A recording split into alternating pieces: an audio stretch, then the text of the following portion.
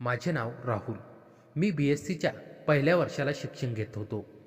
घराची पूर्ण जबाबदारी माझ्यावरच होती, कारण 2 वर्षापूर्वी माझ्या आईचे निधन झाले होते. त्यामुळे घरात झाडू पोछा असो वा स्वयंपाक करणे ही जबाबदारी कॉलेजमधून आल्यावर मलाच पार पाडावी लागत असे. कारण वडील नोकरीवर होते, त्यांना हे करणे शक्य नव्हते. एके दिवशी या घराची जबाबदारी सांभाळता सांभाळता मला खूप ताप आला आणि त्याचवेळी डॉक्टरांनी मला टायफॉईड झाल्याचे सांगितले. मी 8 दिवस रुग्णालयात भरती होतो. जेव्हा मला त्या ठिकाणाहून डिस्चार्ज मिळाला तेव्हा माझ्या लहान काकांनी वडिलांना दुसरे लग्न करण्यासाठी आग्रह केला, कारण माझ्या अभ्यासाचा आणि घरकामाचा ताण एकट्यानं सांभाळताना माझे काहीच होत नव्हते. म्हणून वडिलांनी काकांचा मान ठेवून दुसरे लग्न करण्यास होकार दिला. मग लहान काकांनी व आत्यांनी मिळून वडिलांसाठी दुसऱ्या राज्यातील एक बाई शोधली. तिलाही एक मोठी मुलगी होती. ती माझ्यापेक्षा 2 वर्षांनी मोठी होती आणि ती पण BScच्या शेवटच्या वर्षाला शिक्षण घेत होती. मग एका महिन्यातच वडिलांचे लग्न ठरवण्यात आले आणि माझी सावत्र आई माया आमच्या घरात राहायला आली. माझ्या सावत्र बहिणीचे नाव नेहा होते. माझ्या सावत्र आईचे नाव माया होते. नेहा फारच चंचल व मनमोकळ्या स्वभावाची मुलगी होती. याआधी ज्या कॉलेजमध्ये ती शिकत होती त्या ठिकाणी तिचे 2 बॉयफ्रेंड होते, पण आता ती माझ्याच कॉलेजमध्ये शिकण्यासाठी आली होती. नेहा दिसायला खूपच सुंदर होती. तिला आमच्यात असलेल्या नात्यांबद्दल काहीच माहिती नव्हतं, पण तिच्या या चंचल स्वभावामुळे आणि मनमोकळेपणाने बोलण्यामुळे तिने 2च दिवसात कॉलेजमध्ये नवीन बॉयफ्रेंड बनवला होता. ती माझ्यासमोरच त्या मुलासोबत गळ्यात हात टाकून कॉलेजभर फिरत असे. तिला थोडे मराठी बोलता येत नव्हते, म्हणून ती कधीकधी माझ्याजवळ हिंदीतच बोलायची. आता घरातील सर्व कामे माझी सावत्र आई व नेहा पाहू लागल्या होत्या. आमचे घर दुमजली होते. खाली एक रूम होती आणि वरच्या माळ्यावर एक रूम होती. मी व नेहा वरच्याच माळ्यावर झोपत असे. एके दिवशी मला बाहेर मित्रांसोबत गप्पा मारण्यात घरी यायला उशीर झाला. मी समोरच्या दाराला कुलूप लावून वरच्या रूमवर गेलो. मला वाटले की यावेळेस नेहा झोपली असेल, पण रूममध्ये आल्यावर समोरचे दृश्य पाहून मी आश्चर्यचकित झालो, कारण नेहा समोर मोबाईल ठेवून डान्स करत होती. नेहा तिच्या बॉयफ्रेंडशी व्हिडिओ कॉलवर बोलत होती आणि ती आपल्या शरीरासोबत वेगवेगळे चाळे करत होती. तिने यावेळेस गाऊन घातला होता. अचानक नाचत असताना तिची नजर माझ्याकडे गेली. ती त्याच वेळेस थांबली आणि मला म्हणाली, "अरे राहुल, ऐसे बाहर क्यों खड़े हो? इधर बैठो और मेरा डान्स देखो मैं कैसे नाचती हूँ." मी शांतपणे पलंगावर बसून तिच्याकडे पाहत होतो. ती नाचत असताना तिच्या होणाऱ्या हालचालींकडे माझे लक्ष होते. क्षणोक्षणी मला तिच्याकडे पाहण्याची इच्छा होत नव्हती, पण तिच्या शरीराच्या हालचालीमुळे तिचे हलणारे इतर अवयवांकडे माझे लक्ष टिकून होते. त्यानंतर तिने फोन कट केला आणि ती चिटकून माझ्या शेजारी बसली. मग मी तिला म्हणालो, "दीदी, आप ऐसे व्हिडिओ कॉल करके किसके सामने नाच रही थी?" तेव्हा ती मला म्हणाली, "अरे वो रोहित है ना, मेरा बॉयफ्रेंड, उसे मेरा डांस बहुत पसंद है, इसलिए मैं उसे वीडियो कॉल करके अपना डांस दिखा रही थी." "राहुल, तुम क्यों नहीं किसी लड़की को पटाकर अपनी गर्लफ्रेंड बना देते?" मग मी नेहाला सांगितले, "मगर दीदी, मुझे किसी गर्लफ्रेंड की ज़रूरत नहीं है." मग नेहा मला सांगू लागली, "अरे मैंने अपने लाइफ में तुम्हारे जैसा पहला लड़का देखा जिसे गर्लफ्रेंड की ज़रूरत नहीं है. गर्लफ्रेंड ऐसी चीज़ होती है जो हर वक्त तुम्हारे काम आ सकती है. अरे जवानी के मज़े हमने कॉलेज में ही नहीं लिए तो फिर क्या बुढ़ापे में लेंगे? कॉलेज की ज़िंदगी एंजॉय करने के लिए होती है, चुप रहकर बैठने के लिए नहीं." मग मी नेहाला म्हणालो, "मगर दीदी, मुझे तो लड़की से बात करने से भी डर लगता है, गर्लफ्रेंड कैसे पटाऊंगा?" तेव्हा नेहा माझ्यासमोर उभी राहून मला सांगू लागली, "सीधी सी बात है राहुल, जो लड़की तुम्हें पसंद आए उसके सामने इस तरह खड़े हो जाना और डायरेक्ट उसके कंधे पर अपने दोनों हात रख देना." जेव्हा नेहाने माझ्या खांद्यावर दोन्ही हात ठेवून ती वाकली, त्याच वेळेस गाऊनमधून आतल्या भागातून मला त्या काळ्या रंगाच्या पट्ट्यांचा भाग स्पष्ट दिसू लागला. मी माझे लक्ष त्याच ठिकाणी स्थिर ठेवले. त्याकडे पाहून माझ्या अंतर्मनात एक वेगळीच जाग निर्माण होऊ लागली. ते किती मऊ व सुंदर होते आणि नेहा अजूनही माझ्याशी बोलत होती. पण बोलता बोलता तिचे लक्ष अचानक माझ्या डोळ्यांकडे गेले. तेव्हा तिला समजले की मी तिच्या कोणत्या ठिकाणी पाहत आहे. ती सरळ उभी राहून मला म्हणाली, राहुल, मैं क्या बोल रही हूँ और तुम क्या देख रहे हो? तेव्हा मी नेहाला म्हणालो, दीदी, एक गर्लफ्रेंड का चक्कर छोड़ो, मेरे बस की बात नहीं है. मैं तो सीधा साधा लड़का हूँ. अगर किसी लड़की से मुझे उल्टा सुल्टा बोल दिया तो सब कॉलेज के लड़कों के सामने मेरी बेइज्जती हो जाएगी. मग नेहा सरळ बाथरूममध्ये तोंड हात धुण्यासाठी गेली, कारण डान्स करून तिला खूप घाम आला होता. मग मी माझे कपडे बदलून बेडवर मोबाईल पाहत पडून राहिलो. थोड्याच वेळा नेहा टॉवेलने आपला चेहरा पुशीत बाहेर आली आणि ती मला म्हणाली, राहुल, थोड़ी देर के लिए तुम बाहर जा सकते हो क्या? मेरे को कपडे बदलने हैं. मग मी नेहाला म्हणालो, हो, आणि रूममधून बाहेर आलो. पण नेहाने रूमचे दार लावलेच नव्हते. ती त्याच ठिकाणी उभी राहून तिने आपल्या अंगावरील गाऊन काढून टी शर्ट घातला आणि हे दृश्य मी बाहेर उभा राहून लपून पाहत होतो. नेहा जेवढी सुंदर बाहेरून दिसत होती तेवढी आतूनही सुंदर दिसत होती. मग तिचे काम झाल्यानंतर तिने मला आवाज दिला, राहुल, मेरा काम हो गया है, अंदर आ जाओ. मी रूममध्ये आल्यावर माझ्या डोळ्यांसमोर तिचे चित्र फिरत होते. खरंच गर्लफ्रेंड असावी असं मलाही वाटू लागलं होतं. आता रात्रीचे 12:30 वाजले होते. मलाही झोप लागत नव्हती, कारण सकाळी कॉलेजला लवकर उठून जावे लागत होते. काही वेळाने माझे डोळे लागले, पण अचानक मला कोणाच्या तरी कुजबुजण्याचा आवाज जास्तच ऐकू येऊ लागला. म्हणून मी हळूहळू माझे डोळे उघडले आणि शेजारी मान वळून पाहिले. तेव्हा नेहा तिच्या बॉयफ्रेंडशी व्हिडिओ कॉलवर बोलत होती. पण ती बोलत असताना मध्येच तिचा वेगळा आवाज करून बोलत होती. काही वेळापर्यंत मलाही काही समजले नाही की हे असे काय करत आहे. पण जेव्हा मी नेहाला वर खाली निहाळून पाहिले तेव्हा मला दिसले की नेहा फोनवर बोलता बोलता आपल्या शरीरासोबतही चाळे करत होती. तिला असे करताना पाहून माझ्या अंतर्मनात एक वेगळेच तरंग निर्माण होऊ लागला. साधारणपणे 1.5 तासापर्यंत नेहा फोनवरच बोलत राहिली. मग जेव्हा सकाळी माझे डोळे उघडले तेव्हा नेहा त्या ठिकाणी नव्हती. आता सकाळचे 6:45 वाजले होते. असो, कॉलेजला मला 7 वाजता निघावेच लागायचे, म्हणून मी डायरेक्ट कपडे घालून बाथरूमच्या दिशेने गेलो. जेव्हा मी बाथरूमच्या दाराजवळ येऊन पोचलो तेव्हा समोरचे दृश्य पाहून माझ्या पायाखालची जमीनच सरकली. कारण नेहा उभी राहून आंघोळ करत होती, पण तिच्या पाठीकडचा भाग माझ्याकडे होता. तो भाग इतका सुंदर व गोरा होता की असे वाटत होते की आत्ताच नेहाला मागून जाऊन मिठीत घ्यावे. मी तब्बल 10 मिनिटापर्यंत त्याच ठिकाणी उभा राहून नेहाला पाहत राहिलो आणि जशी तिची आंघोळ संपण्याच्या तयारीला आली मग मी त्या ठिकाणी उभं न राहता बेडवर येऊन पडून राहिलो. मग नेहा चक्क टॉवेल गुंडाळून बाहेर आली. तिला वाटले की मी अजूनही झोपेत असावं, पण मी फक्त झोपण्याचे नाटक करून अर्धवट डोळे मिटून नेहाकडेच पाहत होतो. खरोखर नेहा आल्यामुळेच माझ्या आयुष्यात मला अशी नवीन दृश्ये बघायला मिळत होती. मग ती माझ्यासमोरच 15 मिनिटात तयार झाली आणि ती खाली गेली. त्यानंतर मी पटकन बाथरूममध्ये गेलो. तिथे आल्यावर माझे डोके आणखीन चक्रावले, कारण त्या ठिकाणी नेहाच्या आतील कपडे खाली पडले होते. त्यांना पाहून माझ्या अंतर्मनात पुन्हा तिच्याबद्दल एक नवीन आग निर्माण होऊ लागली. मी काही वेळापर्यंत तिच्या त्या कपड्यांकडे पाहत आंघोळ करत राहिलो आणि शेवटी बाहेर निघताना मी त्यांना एकदा हलकासा स्पर्श करून बाहेर आलो. ते हाताला फार नाजूक व मऊ वाटत होते. मग मी तयार झालो आणि 20च मिनिटात कॉलेजला जाण्यासाठी निघालो. कॉलेजमध्ये आल्यावर माझं लक्ष अजिबात शिक्षकांकडे लागत नव्हते. माझ्या डोळ्यासमोर अजूनही नेहाचेच पाहिलेले दृश्य फिरत होते. ती मला माझी सावत्र बहीण वाटतच नव्हती, कारण तिचे वागणे बहिणीसारखे नव्हते.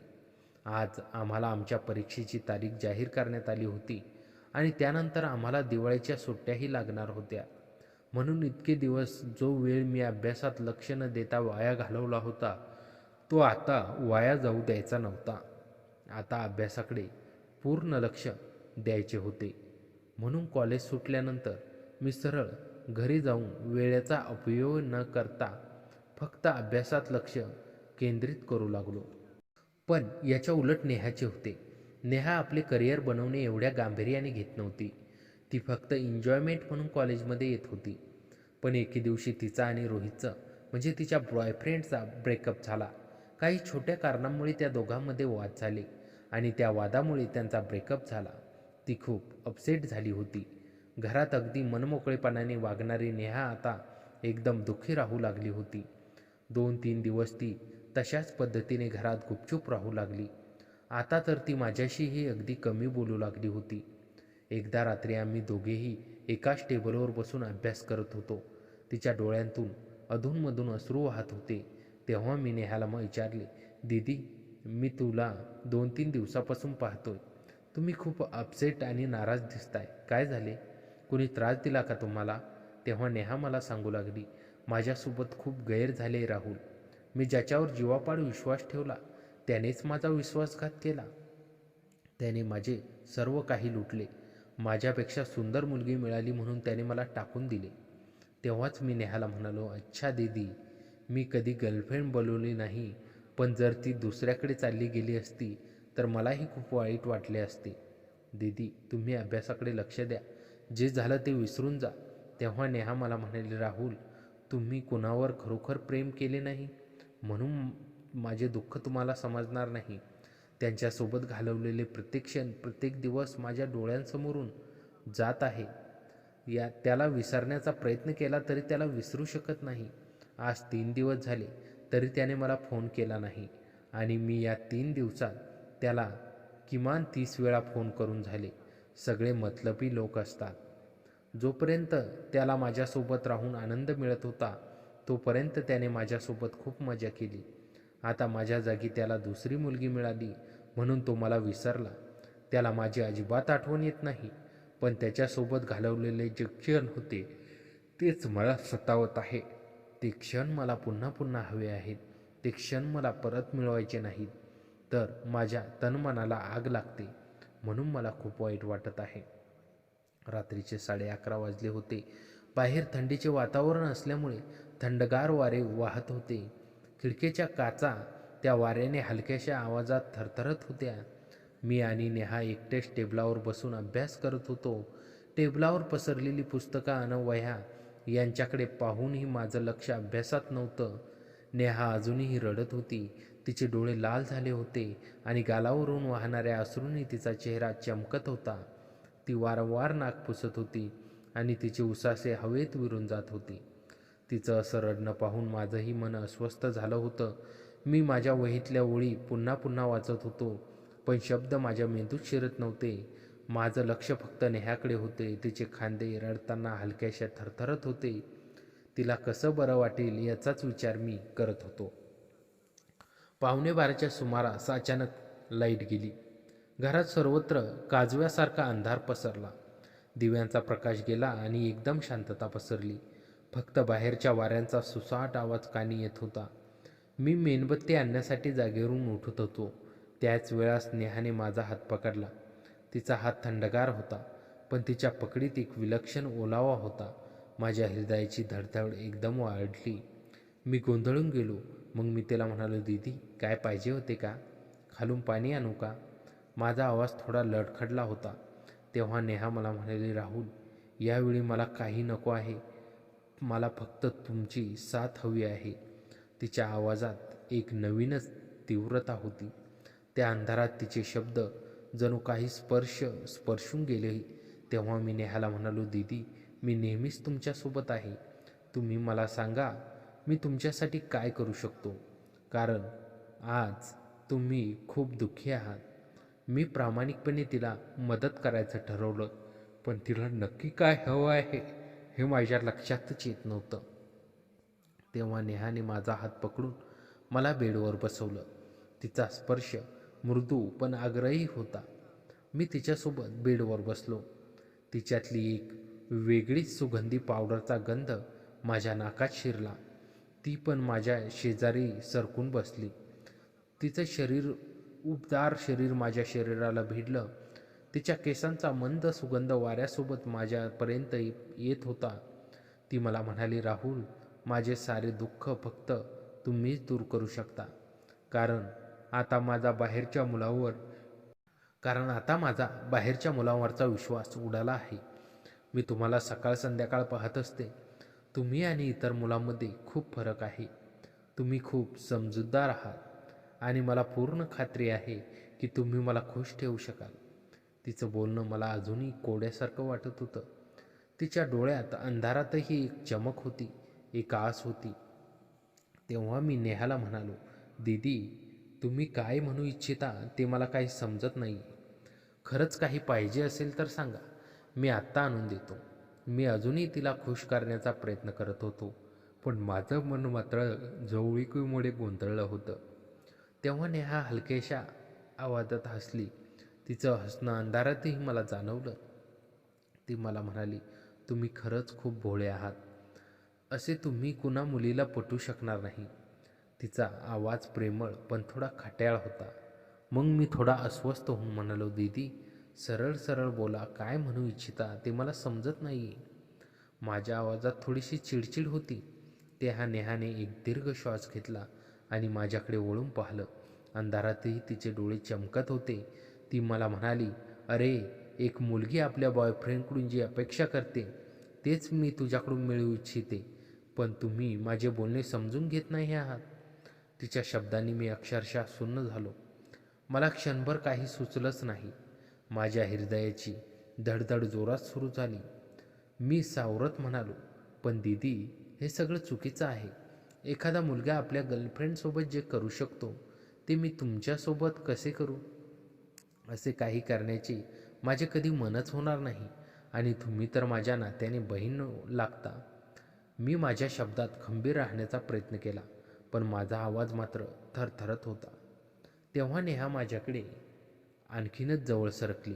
तिचा हात माझ्या खांद्यावर आला. ती मला म्हणाली, राहुल, मी तुमची सावत्र बहीण आहे, सख्खी बहीण नाही.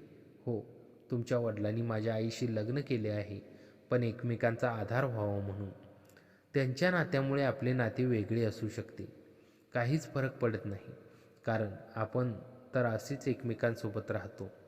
तिचे बोलणे तर्कसंगत वाटत होते, पण माझं मन मात्र या नवीन परिस्थितीशी जुळून घेऊ शकत नव्हतं. मी अस्वस्थ होऊन म्हणालो, पण अजूनही वीज आलेली नाही. मग दीदी, माझे मन यासाठी तयार होत नाही. माझा आवाज घुसमटलेला होता.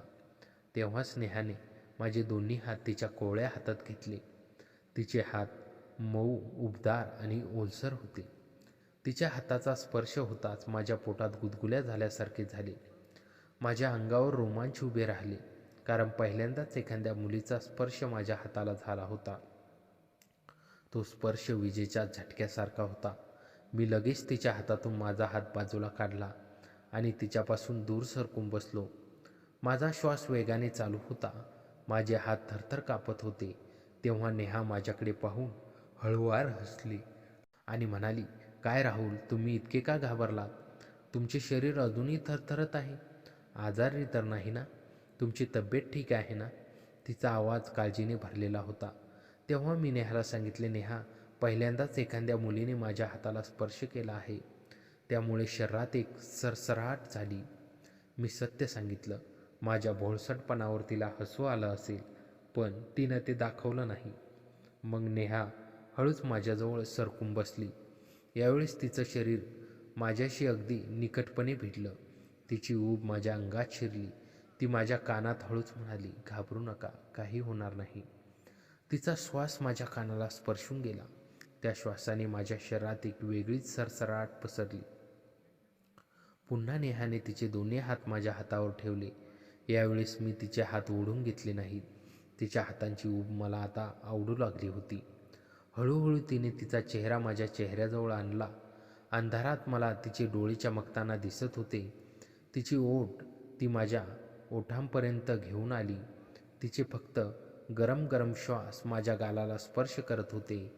माझे हृदय एवढ्या जोरात धडकत होतं की ते ते तिला ऐकू येत असेल का अशी मला भीती वाटत होती.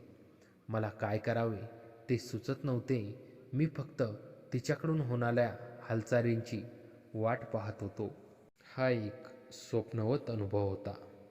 तिचा हात हळुवारपणे माझ्या अशा ठिकाणी स्पर्श झाला ज्याची मी कधी कल्पनाही केली नव्हती.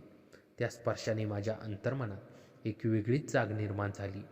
मी आता थांबू शकलो नाही. मी लगेच नेहाला माझ्या मिठीत कोंडून घेतले. तिच्या केसांचा सुगंध माझ्या मनाला भुरळून गेला. आम्ही एकमेकांना एवढ्या जोरात मिठी मारली की जणू आम्ही एकरूप होऊन जाऊ. तब्बल अर्ध्या तासापर्यंत आम्ही एकमेकांच्या मिठीतच राहिलो. त्या मिठीत एक वेगळीच शांतता होती, एक वेगळीच ऊब होती. आता नेहालाही आवर घालणे शक्य होत नव्हते. तिचा श्वास वेगाने चालू होता. हा माझ्या आयुष्यातला पहिलाच चुंबन होता. आम्ही एकमेकांच्या मिठीत असूनही आमची ओठावर टिकून रसने एकमेकांची व्यस्त झाली होती. तिच्या चुंबनात तिची सर्व व्यथा, तिची सर्व आस, तिचे सर्व प्रेम मला अनुभवायला मिळत होतं. अजूनही घरात अंधार होता. तो अंधार आता भीतीदायक न वाटता आमच्या प्रेमाचा साक्षीदार वाटू लागला होता. मी नेहाला हळुवारपणे बेडवर झोपवले. तिचे केस उशीवर पसरले होते. तिच्या चेहऱ्यावर एक वेगळी चमक होती. मी तिच्यासोबत भरभरून प्रेम केले. तो क्षण, ती भावना, ती जवळीक यांचं वर्णन शब्दात करता येत नाही. जणू आम्ही दोघं या जगापासून अलिप्त झालो होतो. रात्रीच्या 3 वाजेपर्यंत आम्ही जागे राहून एकमेकांसोबत प्रेम करत राहिलो. त्या अंधारात आम्ही एकमेकांना शोधत होतो, एकमेकांमध्ये हरवत होतो. आमच्या प्रेमाची परिभाषा आम्ही स्वतः लिहत होतो. तेव्हा अचानक वीज आली. दिव्याचा उजेड पसरला. नेहाचे समोरचे दृश्य पाहून माझे भान हरपले. तिचे केस विस्कटलेले, तिच्या डोळ्यात समाधानाची चमक, तिच्या गालावर लाजेचा गुलाबी रंग, तिचे ओठ चुंबनाने तांबूत झालेले, शरीर मिठीत शिथिलपणे विसावलेले. हे दृश्य पाहून माझ्या हृदयाची धडधड पुन्हा वाढली. पण यावेळेस भीतीने नव्हे तर प्रेमाने. तिने माझ्याकडे पाहून एक सुंदर लाजत हसू दिलं. त्या हसण्यात लाखो शब्द होते.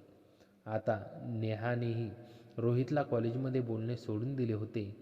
आता तिचे माझ्यावर जीवापाड प्रेम झाले होते. कारण बाहेरच्या मुलांशी ती फक्त फोनवर बोलू शकत होती. पण मी तिच्यासमोर सकाळ, दुपार, संध्याकाळ, रात्री असल्यामुळे तिच्या मनात जेव्हा येई तेव्हा ती माझ्यासोबत भरभरून प्रेम करू लागली. आता आमचे हे नित्याचे झाले होते. जेव्हा वेळ मिळेल तेव्हा आम्ही एकमेकांना भरभरून प्रेम करू लागलो. कधी दुपारी घरी कोणी नसताना, तर कधी रात्री उशिरा सगळे झोपल्यावर, कधी अभ्यासाच्या बहाणे खोलीत एकटे पडलो की आमचं प्रेम उफाळून येत असे. प्रत्येक स्पर्श, प्रत्येक चुंबन, प्रत्येक मिठी आम्हाला अधिकाधिक जवळ घेऊन येत होती. नेहा मलाही खूप मनापासून आवडू लागली होती. कारण तिच्यामुळे मला गर्लफ्रेंडचा सहवास मिळाला होता. ती माझी पहिली प्रेयसी होती. तिच्यासोबत घालवलेला प्रत्येक क्षण माझ्यासाठी मोलाचा होता. तिचे हसणे, तिचे बोलणे, तिची चिडचिड सगळं मला आवडू लागलं होतं. वडिलांनी सावत्र आईशी लग्न केले, पण सावत्र बहीणच माझी गर्लफ्रेंड होईल याची मी कल्पनासुद्धा केली नव्हती. नियतीला मात्र हे मान्य होतं. परीक्षेत आम्ही दोघेही नापास झालो. कारण आता अभ्यास कमी आणि एकमेकांसोबत भरभरून प्रेम जास्त होऊ लागलं होतं. पुस्तकं आता फक्त बहाणा राहिली होती. आमचं खरं पुस्तक आमचं प्रेम होतं, ज्याचे अध्याय आम्ही रोज नव्याने लिहित होतो. अशा प्रकारे रात्रीच्या अंधारात सावत्र बहिणीने मला एक वेगळेच नाते जपायला शिकवले होते. आता ती फक्त माझी सावत्र बहीण नव्हती, तर माझी प्रेयसी, माझी मैत्रीण, माझी सोबतीण होती. आणि या नात्याची सुरुवात झाली होती त्या थंड अंधाऱ्या रात्री, जेव्हा फक्त आम्ही दोघं होतो आणि आमच्यातलं प्रेम उफाळून आलं होतं. परीक्षेचे निकाल लागल्यानंतर आम्ही दोघेही नापास झालो होतो. वडिलांना ही बातमी समजली तेव्हा ते खूप दुःखी झाले. माझ्या वडिलांनी माझ्यासाठी खूप स्वप्ने पाहिली होती. आईच्या मृत्यूनंतर त्यांनी एकट्याने संघर्ष करून मला शिकवले होते. आता या निकालाने त्यांच्या स्वप्नावर आघात झाला होता. एक रात्री वडील मला छतावर घेऊन गेले. तिथे त्यांनी मला माझ्या आईबद्दल सांगितले. राहुल, तुझी आई तिच्या शेवटच्या श्वासापर्यंत तुझ्या भविष्याची चिंता करत होती. ती म्हणायची, राहुलने मोठे व्हावे, नोकरी करावी, आपल्या पायावर उभे राहावे. आज तू नापास झाल्याचे ऐकून मला वाटले मी तिच्या स्वप्नांचा विश्वासघात केला. वडिलांच्या डोळ्यात पाणी आलं. ते पाहून माझेही डोळे भरून आले. मी त्यांना खोटे सांगितले की अभ्यास कमी केला म्हणून नापास झालो. पण प्रत्यक्षात मी नेहासोबतच्या नात्यात इतका गुंतून गेलो होतो की अभ्यासाकडे दुर्लक्ष झाले. त्याच रात्री नेहा आणि माझ्यात खूप बोलणे झाले. नेहा म्हणाली, राहुल, आपण चूक करत आहोत. आपल्या या नात्यामुळे आपण आपल्या पालकांच्या स्वप्नांना तोडत आहोत. त्यांनी आपल्यासाठी खूप संघर्ष केला आहे. आपण त्यांना योग्य परतावा दिला पाहिजे. तिचे बोलणे ऐकून मला जाणीव झाली की आपण किती चुकीच्या मार्गावर जात होतो. आपले हे नाते केवळ शारीरिक आकर्षण होते, खरे प्रेम नव्हते. खरे प्रेम म्हणजे एकमेकांच्या भविष्याची काळजी घेणे, एकमेकांना योग्य मार्गावर नेणे. मी नेहाला म्हणालो, तू बरोबर आहेस. आपण हे थांबवले पाहिजे. आपण फक्त बहीण भाऊ म्हणून राहायला हवे. आपल्यामुळे आपल्या पालकांना त्रास होऊ नये. त्या रात्रीपासून आम्ही आमचे हे चुकीचे नातं संपवण्याचा निर्णय घेतला. सुरुवातीला खूप कठीण गेलं. एकमेकांपासून दूर राहणं, एकाच छताखाली राहून अंतर ठेवणं सोपं नव्हतं, पण हळूहळू आम्ही यशस्वी झालो. आता आम्ही दोघांनी पूर्ण मनाने अभ्यासाला लागलो. नेहा मला अभ्यासात मदत करू लागली. आता आम्ही बहीण भावाचे शुद्ध नाते होतो. एकमेकांच्या आधाराने आम्ही पुढच्या परीक्षेत यशस्वी झालो. पदवी मिळाल्यानंतर नेहाने एका चांगल्या कंपनीत नोकरी मिळवली. मी MSCला प्रवेश घेतला. आजही आम्ही एकत्र घरात राहतो, पण आमचे नाते भाऊ बहिणीचे आहे. वडील आणि माया काकू खूप आनंदी आहेत. नेहाचे लग्न झाले तेव्हा मी तिला निरोप देताना म्हणालो, तू फक्त माझी सावत्र बहीण नाहीस, तर माझी खरी बहीण आहेस. तुझ्यामुळे मला जीवनातील योग्य अयोग्याचे भान आले. नेहाने डोळ्यातून पाणी आणून मला मिठी मारली आणि म्हणाली, राहुल, तू मला खरा भाऊ मिळालास. आपण केलेली चूक आपण वेळीच ओळखली, हेच आपले मोठेपण आहे. आज मी समजू शकतो की जीवनात अनेक चढ उतार येतात, अनेक मोह येतात, पण कुटुंब, नाती आणि नैतिक मूल्ये यांचे महत्त्व कायम आहे. आपण चुकून जरी चुकीच्या मार्गावर गेलो तरी वेळीच परत येणं हेच खरं शौर्य आहे. तर मित्रांनो, कथा कशी वाटली कमेंटमध्ये नक्की कळवा आणि चॅनलवर नवीन असाल तर आता सबस्क्राईब करा.